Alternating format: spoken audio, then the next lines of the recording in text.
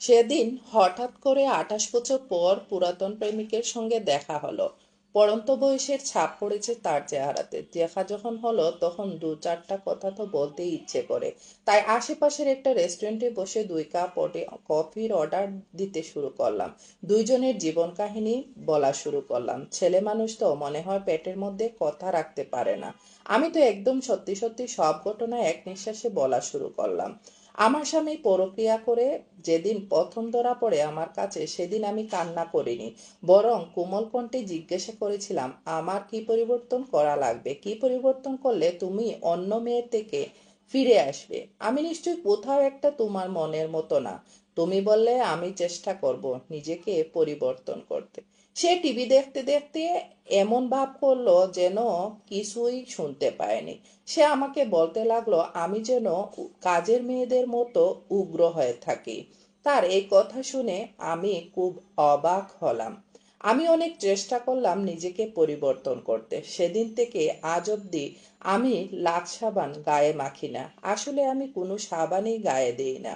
Coffee খেতে খেতে নিজের প্রিয় প্রেমিকার কথা মনোযোগ দিয়ে শুনতেছিল ডাক্তার খায়ের। অতি উৎসাহিত শ্রোতার মতো বলল, তারপর আমি আমার কফির কাপে চুমুক দিয়ে বললাম, নিজেকে যখন কাজের মেয়েটার মতো করে তৈরি করলাম, দেখলাম স্বামী তাতেও সন্তুষ্ট না। দ্বিতীয়বার আবার তাকে অন্য কাজের মেয়েটার সাথে হাতে নাতে ধরলাম। সেদিনও আমি আবার জিজ্ঞেস করলাম, আমি তো এখন কাজের মেয়েদের মতোই থাকি, তারপরও আমার ভেতরে কি সমস্যা বলো তো? সেদিন সে কোনো উত্তর দিল না। ভাবটা এমন দেখালো, এত স্বামী প্রীতি ছাড়ো তো। আমি বুঝতে পারলাম। এরপর ডাক্তার খায়ের আরো বেশি উৎকণ্ঠা দেখা দিল। তারপর অবশেষে তৃতীয় চতুর্থ পঞ্চমবার আমার স্বামীর পরকীয়া ধরা পড়ল।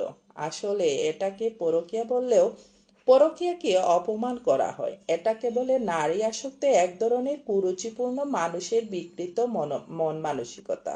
এটার জন্য আসলে আমিই দায়ী। একজন স্বামী এতবার তার স্ত্রীর কাছে পরনারীর প্রতি আসক্ত ধরার পরও কোনো স্ত্রী এত শান্ত থাকতে পারে? আসলে আমার কোথাও যাওয়ার জায়গা ছিল না। বেশি রাগ হলে সন্তানদেরকে নিয়ে তাই চুপচাপ বসে কান্নাকাটি করতাম। সন্তানরা বুঝতে পারতো কিছু একটা করতে হবে বড় হলে। সন্তানেরা বড় হওয়ার পর বুঝতে পারে পৃথিবীর সব মানুষের বিচার করা যায়, কিন্তু বাবা মায়ের বিচার কখনোই কোনো নিয়মে নেই। ডাক্তার খায়ের কফি হাউসের কৃত্রিম বাতাসের ছড়াছড়ির মধ্যেও শার্টের বুতাম হাত মুছতে মুছতে বলল, তারপর আমি আরামে কফির কাপে শেষ চুমুকটা দিয়ে উঠে দাঁড়ালাম।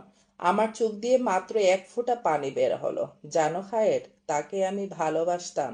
তার চেয়ে বেশি তোমাকে ভালোবেসেছিলাম।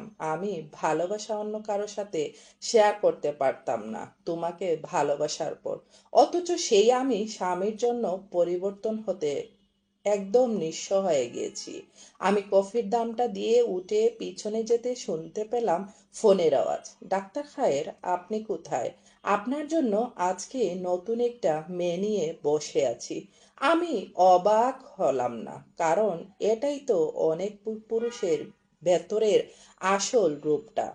একদিন আমাকে বিশ্ববিদ্যালয়ের হলে থাকা খারাপ মেয়ে বলে খায়েরের অভিভাবক বিয়েতে রাজি হয়নি। খুব বলতে ইচ্ছে করতো, এখনো ইচ্ছে করে, আমি নীরা, আমি খারাপ নারী না, ভয়াবহ কোনো লেলিহান শিখা। কিন্তু সময় মতো অনেকেই বুঝতে পারেনি। তাতে আমার কোনো ক্ষতি হয়নি।